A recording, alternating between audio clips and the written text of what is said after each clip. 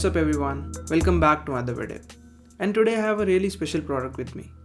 It's the Poco X2. So the budget phones these days are getting really good and more value for money.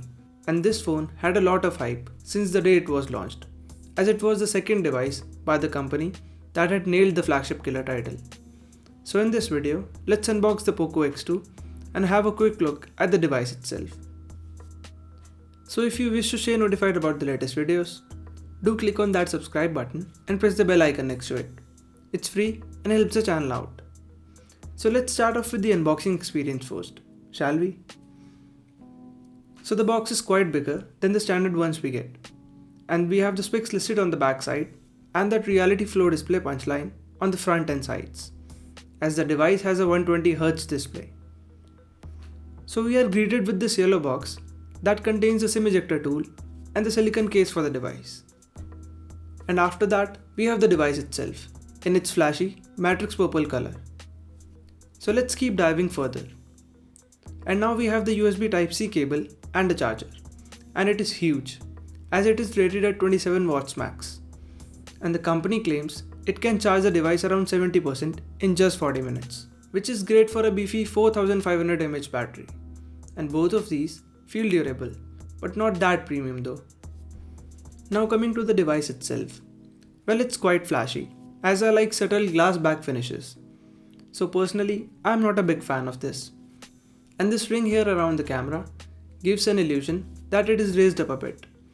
But it's actually flat and it gives a moon-like finish, which some of you might like. Though you can hide that by applying a skin or using a hard case. So the display here is 6.67 inch wide IPS LCD panel with these dual punch hole cameras on the top right corner. And since it is an LCD panel, you can see some light bleeding around the edges. But it's okay for a device at this price range. The display is good though, as it refreshes at 120Hz and it looks way smooth. And you will try to avoid any 60Hz phone after browsing and scrolling on this device. But it ends here only, as the most popular games and apps just don't support this refresh rate till now. And it eats up twice the battery. Yes, on 120Hz setting, the battery starts to drain a lot faster.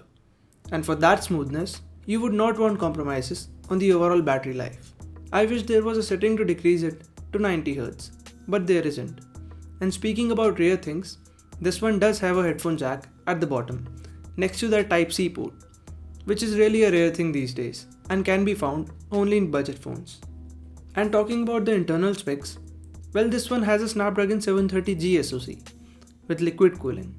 And this version that I have is paired with 6GB of RAM and 128GB of storage, which is enough for now for this 64MP back camera setup. And it has 4 cameras on the back and 2 on the front. The primary one being a 64MP Sony IMX686 sensor. The second one is an 8MP ultra-wide sensor. The third one is a 2MP depth sensor. And the last one is a 2MP macro sensor. But the last two sound more like a joke and won't do much good. And on the front, you have a 20MP primary camera with a 2MP depth sensor for those portrait mode selfies. And the fingerprint scanner on this one is on the side. And it's very fast and responsive. Plus it unlocks the device in a blink, so that is great. So I'll be using this device for some time now, and I'll reserve my judgments for the final review that will be coming really soon. So subscribe if you haven't already. And as far as initial impressions are concerned, this seems a good value for money option at this price, which has been increased by almost 1500 rupees due to GST hike.